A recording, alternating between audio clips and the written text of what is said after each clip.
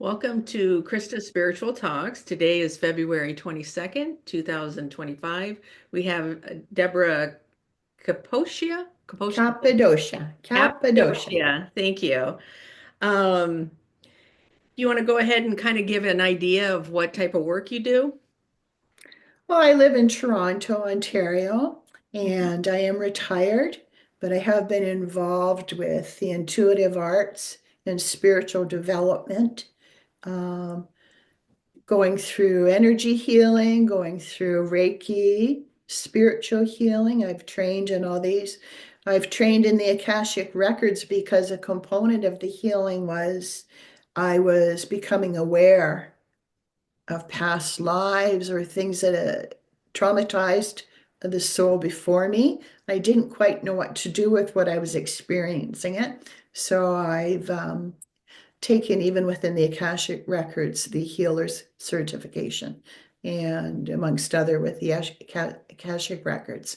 Um, I'm also deeply involved with mediumship at this time. Mhm. Yeah, learning all about that. Sounds like a wide array of gifts that you have. So when people come to see you, is it generally for one purpose or is it a wide array of different healings? I've been doing healing in person. Mhm. I've also been doing healing in a spiritualist church. And there's people who have everything from illnesses or, they've been traumatized or bereavement to help them with the energy, moving the energy.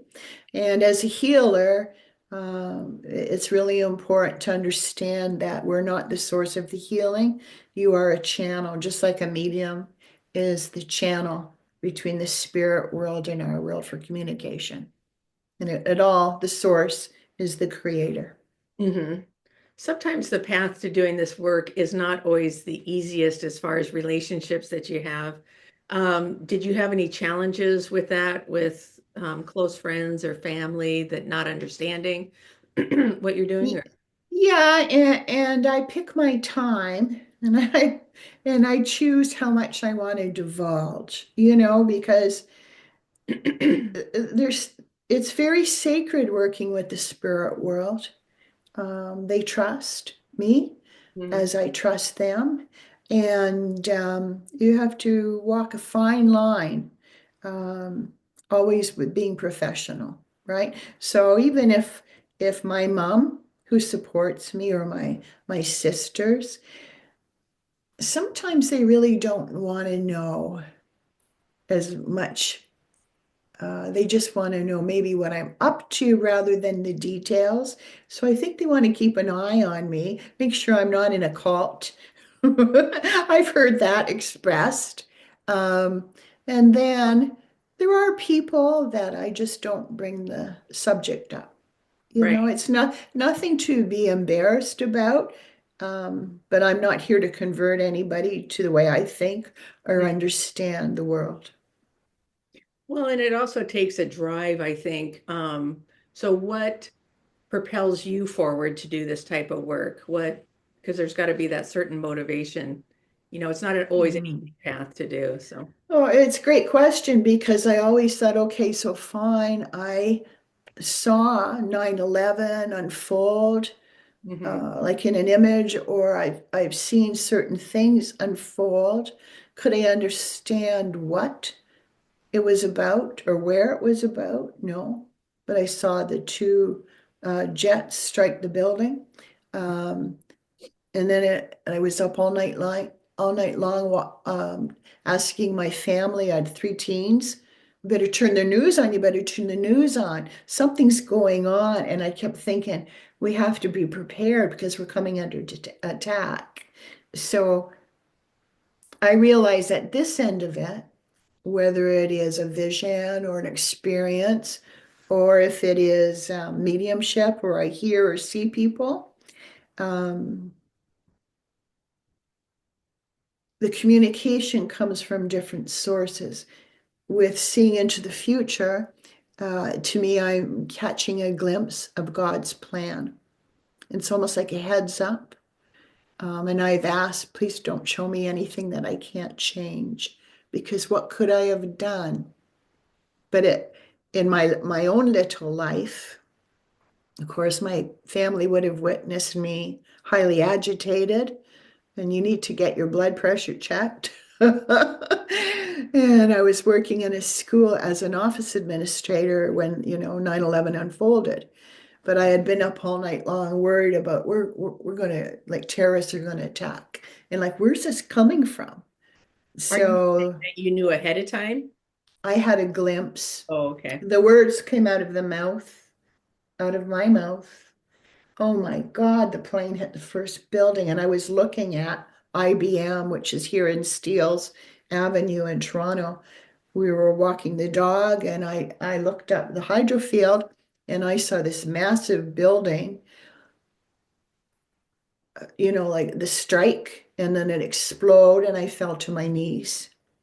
And I couldn't even speak. And my husband, what's wrong with you? What's wrong with you? And I was pointing to, couldn't talk. I was overwhelmed. And he picked me up.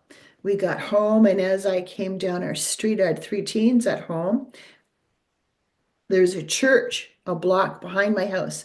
And over my house, you could see the cross. And I knew a plane hit that. And I go, oh my God, the second plane's hit. So these words come out. Was it what I witnessed in the New York TV? No, but it was there. So, yeah, it unfolded quite rapidly. Yeah, at times, for seership, like seeing things yet to happen. And I've been advised by one of my teachers, Sean Leonard, is that they're showing you your abilities. They're showing you of what you can perceive. But that must be really difficult to see something that horrific. It was, and can't make sense of it. You can't make sense of it, you know. Well, it also sounds like, and tell me if this sounds true, looking at higher truths, that ability, and then how do you deal with that living your day-to-day life? Mm. And so I was advised by Sean Leonard. He said, you need to ask your guides and your creator, just please show me something that I can make a positive change on. Because it was overwhelming, absolutely. Even though from my experience, it was just seconds for the first vision and seconds for the second, it created like if that was probably 4 o'clock on the 10th, like I was aware. I was in aware mode.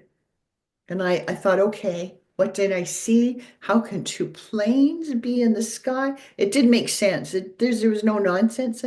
It was total nonsense going through my mind, trying to understand what I witnessed. I So what couldn't, happened when it did happen? How did you react? like, well, you just, a knowing. This is what it meant. This is what I saw. It sounds I, like you have a support system within your community. And I think that's important when gifts start yeah, coming on. Did yes. you develop that or what was that experience like? Um, well, my mom would always say to me, you always know when someone's going to die. And I go, what are you talking about? And she said, you often would say, well, I had a dream last night and I could see somebody's front lawn, like a big funeral wreath, Mm, and I could look at the windows, and if I could see their faces of that house, I knew they were alive. And she said, you often would comment. So my mom's been a great support and very tolerant, maybe not encouraging, but a witness definitely and a support. hmm. And Mhm. then the people that you're talking about, is that a certain community? I don't know the name that you mentioned, so yeah. The Sean Leonard Yeah. is also known as Indigenous Spirit Talker. Sean Leonard, he is of the Mi'kmaq tribe and nation in Nova Scotia. And so along the way, I followed him. Thank God for social media during COVID and, and learning opportunities. Yeah. So Yeah, many classes online. great. So what do you think, how long's it been since you've been doing healing work? How many years have you been? Oh, boy, probably 2016. The classes started, yeah. So a while. So, what do Mhm. you think's been the biggest challenge for you? Good question. Discipline, my own discipline. Hmm. Um, yeah, my discipline and following through with practices that will advance my self-development. For example, meditation, prayer, sitting in the power. I think biggest challenge is myself and my habits. Hmm. Mhm. So, the people that tend to come to you, is there any common denominator, or are they all over the board as far as what they come to you for? No, I think that they're interested in um, seeing if Reiki could help them or energy work or spiritual healing. And I find that I'm working more now with people who are bereaved, Uh-huh. just shifting their perspective and being a source of encouragement. Well, a lot of us are aware that we're going through a big shift where the old is crumbling and the new's Hmm. coming up. So, mainstream healing, this is obviously not mainstream healing, but maybe in the future will. Where do you think we are as a collective? Let's just say in Canada there. Um, are people becoming more comfortable with this, or what's your perspective on that? Well, I definitely would say it is becoming more mainstream, if not so much that people use it or make appointments. Well, I'll tell you something, in Canada, the insurance companies are on board. And so that if you wanted to go for Reiki or if you had, there's certain modalities, Mhm. reflexology, what is it, cranial sacrum work, where there's energy being moved spiritually through the spine. They're using that in the clinics. In Toronto here, there are many hospitals that actually have a wellness clinic where cancer patients could go for support through Reiki healing. Mhm.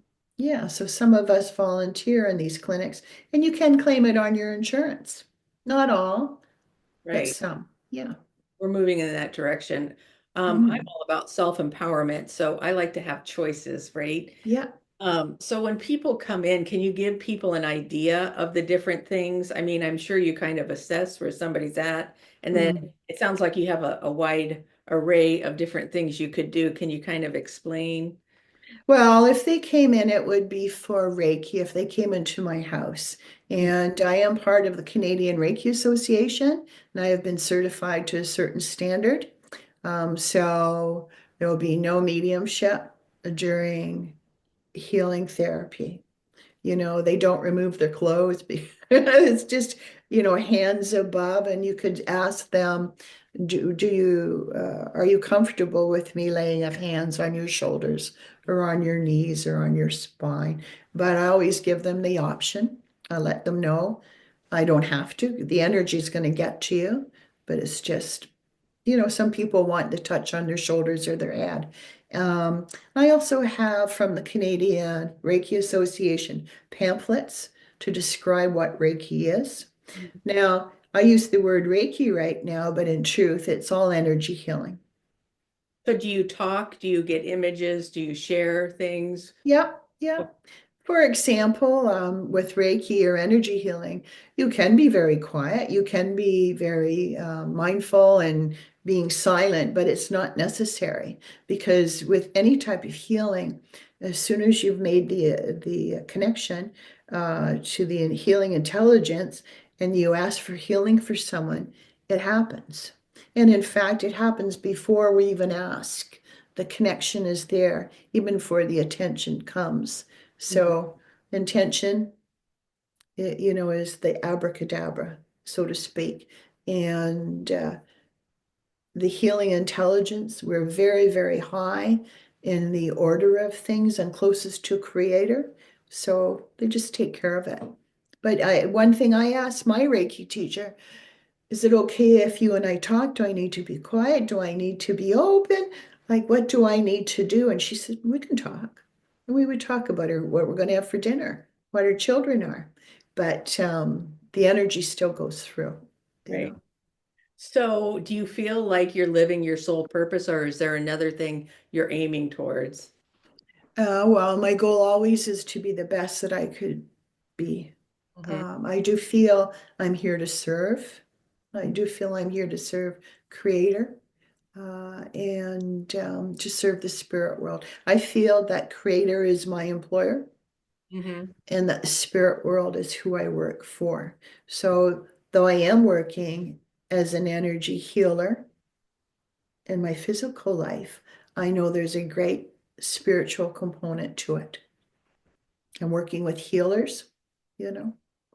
You When were you do mediumship, it's not for the person that comes before you. You're serving their talking, loved ones. yeah. So you're talking about earlier of always pushing yourself to be better. What is your spiritual practice? Well, I don't believe for myself, I want to say the same prayer that I learned in Sunday school every day. Um, I learned a beautiful prayer from Sean Leonard, this Indigenous gentleman, that I am one with the Creator. I am one with God, I am one with Source. And just to speak from your heart Hmm. and you open yourself up, you realize that you are one, and that his divine connection and his being just a pronoun, but it is not a sex, he or she, right? It's an energy, right? Being part of the whole rather than the center. Yeah. Yeah, like a stream of the creator's consciousness and intelligence runs through not only you and I, but every mountain, every grain of, oh, and I'm watching spirit right now as I speak. Every grain of sand on the beach. And as I said that, there was like lightning colored stream just kind of floated right Showing. here in my eye. Yeah. Well, I don't know if your experience, but I imagine it's the same. Like when I'm in that flow, it takes all the pressure off. There's no anxiety, and you feel confident. It feels really good, actually. It's beautiful. Yeah. So So, as you're healing, you too are getting healing, yeah, which is really, really, really nice. Um, so you've been doing this since 2016. From where you started, how would you say it's evolved? We're in 2025 already. Wow. How would you say Mhm. it's changed, or has it? Well, now for this year, I'm serving after getting my Spiritualist Church of Canada because that's what I asked. Okay, fine, you're knowing these or you're remembering these things and you certify, what are you going to do with it? Mm-hmm. Though I may have started like, well, I'm going to help myself heal and I'm going to help my family. Well, now it has to go wider, it has to grow, right? And within mediumship or doing a psychic reading or energy, spiritual, or Reiki, it encompasses all sorts of healing. Mm-hmm. So it's like the stone, like in a pond, there's always ripples, right? It ripples out. Mhm. So it sounds like you're currently working word of mouth. People come to you, so you're Yeah, available for the ones that come your way. yeah. If somebody wanted to contact you, do they call you? Is there an email or You could find me on Facebook under Debra Lynn, but through you, like through network, is good. Yeah, that kind of thing? yeah.